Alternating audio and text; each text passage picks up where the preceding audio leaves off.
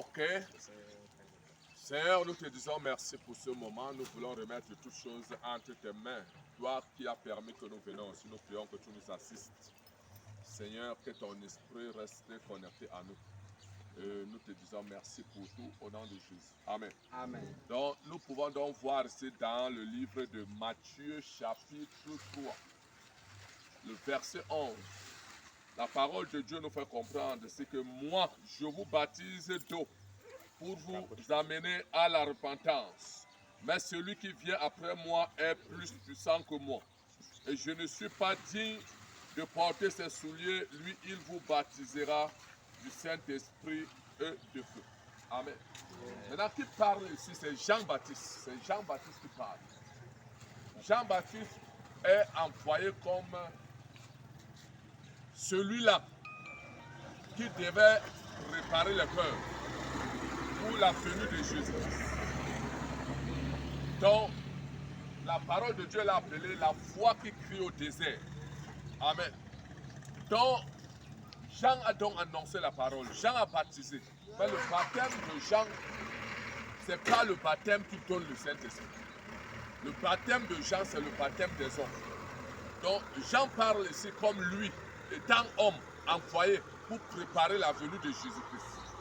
Et alors, il dit, lui, il baptise d'eau pour ramener le peuple à la repentance. Mais celui qui vient après lui est plus puissant que lui. Lui n'est pas digne de porter ses souliers. Lui, il vous baptisera du feu et du Saint-Esprit. Voilà. Donc, ça voulait dire quoi? Jean a annoncé la parole. La parole qui devait amener les gens à changer de comportement, de caractère. Il a baptisé d'eau. Mais Dieu a dit à Jean, celui sur qui tu verras parmi les gens que tu vas baptiser, celui sur qui la colombe viendra se poser sur son épaule, c'est celui-là qui baptisera du feu et du Saint-Esprit. Et quand le temps est venu, Dieu a envoyé donc celui qui devait être baptisé. Et celui qui était porteur de l'Esprit, son nom c'est Jésus. Et si nous rentrons toujours dans Matthieu chapitre 3, le verset 13, la parole de Dieu nous dit, alors Jésus vint de la Galilée au Jourdain vers Jean pour être baptisé par lui. Donc Jésus maintenant se comporte comme un homme. Il n'est pas venu comme Dieu, mais il est venu comme un homme pour montrer le chemin à l'homme. Amen. C'est pour ça que quelque part Jésus va dire, je suis le chemin, la vérité et la vie. Nul ne vient au Père que par moi. Donc maintenant Jésus veut aller se baptiser aussi chez Jean-Baptiste. Et alors au verset 13, au verset 14, mais Jean s'y opposait en disant, c'est moi qui ai besoin d'être baptisé par toi. Et tu viens à moi. Le verset 15, Jésus lui répondit, laisse faire maintenant, car il est convenable que nous accomplissions ainsi tout ce qui est juste. Et Jean ne lui résista plus. Donc en fait, Jésus ne vient pas avec les épaules levées que je suis Jésus. Maintenant, si Jésus voulait venir comme le monde pense, Jésus allait sauter de la terre, il allait sauter du ciel et atterrir sur la terre. Mais Dieu, quand il veut donner le chemin, il veut enseigner l'homme, il ne voudrait pas faire les choses comme Dieu. Il voudrait amener l'homme par les principes de la nature, pour amener l'homme pas à pas afin de l'amener au sommet. Amen. C'est comme la maison à l'étage qui est devant nous là. Nous voyons, il y a les marches d'escalier. Il y a palier par palier. Donc tu ne peux pas partir du premier palier pour directement mettre ton pied au premier palier. Non. Ce n'est pas possible. Amen. Donc la vie est faite ainsi. La marche chrétienne est faite ainsi. Et palier par palier. C'est pour cette raison donc, que Jésus va laisser faire pour accomplir quoi les écrits. Parce que ceci, Moïse a annoncé la venue de Jésus. Samuel a annoncé la venue de Jésus. Le prophète Samuel. Le sacrificateur, tous les sacrificateurs ont annoncé la venue de Jésus. Élisée a annoncé la venue de Jésus. Élie a annoncé la venue de Jésus. Jérémie a annoncé. Donc tous les prophètes ont parlé. Donc il fallait que cela vienne s'accomplir dans le Nouveau Testament. Amen. Donc maintenant, donc, au verset 16, la parole de Dieu nous dit que dès que Jésus eut été baptisé, il sortit de l'eau.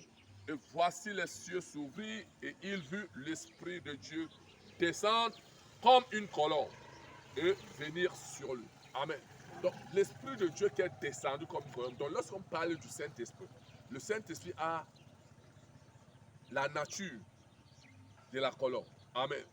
Et c'est l'Esprit-là qui va venir donc se poser sur le pôle de Jésus. Et la voix va retentir des cieux pour dire, celui-ci est mon fils bien-aimé, celui en qui j'ai mis ma confiance. Tout ce que je vous, tout ce qu'il vous dira, écoutez-le. Bon, maintenant, dans ce monde, nous allons voir qu'il y a plusieurs croyances.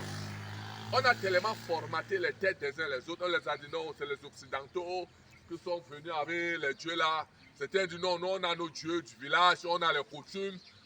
Mais s'il fallait que quelqu'un s'arrête un moment, il dit en fait, bon, si c'est les dieux de mon village, en fait c'est les dieux de mon village qui m'ont créé, est-ce que c'est les coutumes là? Donc si je vis, ça veut dire que j'ai été créé par quelqu'un. J'ai donc été créé par qui?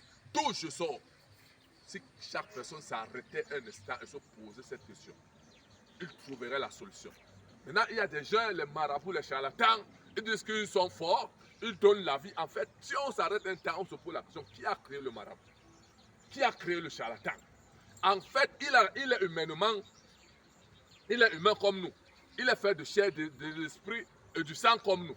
Mais lui qui prétend donner la vie, en fait, lui, il est sorti d'où? De qui? Mais il fallait donc que chacun s'arrête un moment et réfléchisse de la sorte. Je pense que les gens et les autres ne seraient plus en train de courir partout pour chercher la solution. Le marabout lui-même qui veut te donner la solution, est-ce que lui-même a la solution en lui? Il n'a pas de solution, mais prétend te donner la solution. Alors, la parole de Dieu nous fait comprendre que Dieu a créé les cieux et la terre. Et toutes choses qui se trouvent. Donc, aucun humain sur la terre n'a créé quoi que ce soit. Et on a tellement formaté les cerveaux des gens pour leur dire non, on vous manque la parole qui est parole de Dieu. Non, on a nos coutumes. Bon, est-ce que maintenant, pourquoi ces gens ont donc les coutumes? Pourquoi ils meurent? Pourquoi les coutumes ne peuvent pas dire que non? Comme c'est les coutumes donc, nous on ne meurt pas plus que c'est les coutumes qui nous ont créés. Voilà où il y a les mensonges du diable. Mais par contre, la Bible dit, tous ont été tirés quoi? De la terre. Amen. Et ils tous aussi repartiront comme ils sont venus. La Bible dit Dieu a tiré l'homme de la terre et il a placé son souffle. Et l'homme a eu la nature humaine. Amen. Donc il a dit l'homme ne vivra que 120 ans sur la terre. Amen. Il dit celui qui mourra jeune mourra à 100 ans, celui qui mourra vieux mourra à 120 ans. Maintenant, pourquoi ceux qui prétendent donc maintenant créer l'humain, pourquoi quand ils arrivent à cet âge, d'autres n'arrivent même pas? Pourquoi ils décident de ne pas mourir? Parce que s'ils décident de ne pas mourir, on saura que non, ils sont forts, ils sont les dieux. Alléluia.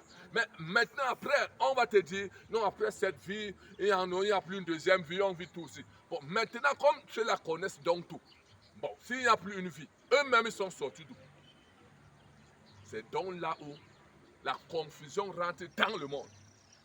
Et la sagesse de l'homme n'est que vanité et de vanité. Alléluia.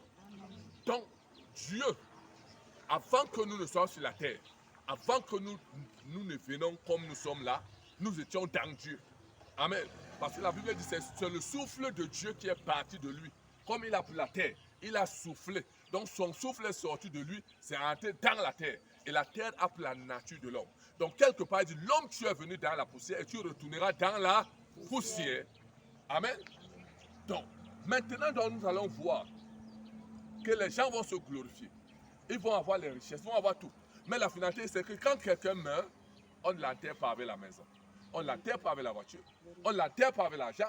On ne l'enterre pas avec tous ses honneurs. Il va dans 2,50 m. Mais la Bible dit après la mort vient le jugement. Donc, soit maintenant, si tu as bien travaillé, tu iras en enfer, au ciel. Si tu as mal travaillé, tu iras en enfer. Amen. Donc, maintenant, nous pouvons donc voir Jésus. Respecter les Écritures. Alléluia. Et nous allons donc voir maintenant dans le verset, non, c'est un autre passage,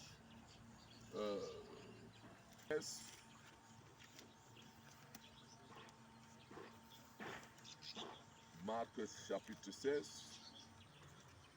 Celui qui croira et qui sera baptisé sera sauvé. Mais celui qui ne croira pas sera condamné. Amen. Celui qui croira, croire à qui? À Dieu, par le canal de qui? De Jésus. Maintenant, beaucoup disent non, je crois en Dieu. Mais si on s'arrête à Dieu, il y a plus de 1000 milliards de dieux sur la terre. Certains ont érigé les dieux comme les bois, les bambous, les chaises, les cailloux, les grottes. Je suis allé à Pakistan faire une délivrance, j'ai croisé les crânes, un crâne, une tête d'un humain, comme on dit qu'on enlève les crânes dans le salon. Et ces gens adorent les crânes, donc eux, c'est leur Dieu. Alléluia. Donc j'entendais seulement, j'ai vu cela en direct. Bon, même maintenant, les crânes qu'ils adoraient, pourquoi dans leur maison, lorsqu'ils ont eu les problèmes, pourquoi les crânes n'ont pas enlevé ces problèmes? La maison est devenue invivable. Et la maman là m'a appelé pour aller faire la délivrance dans la maison familiale, ici à Yaoundé et là-bas. Parce que ici à Yaoundé, il y avait les serpents. Le mari était dans la rose, dans la franc-maçonnerie. Il a hanté la maison, il a fait des choses. Et pendant qu'il est mort, les serpents, selon eux, je n'étais pas là-bas. Ils voyaient même les serpents physiques, donc la maison est devenue invivable. Ils ont fui la maison. C'est quand nous partons là-bas, on a prié, on a compris la délivrance avec la parole de Dieu, rien que la parole de Dieu.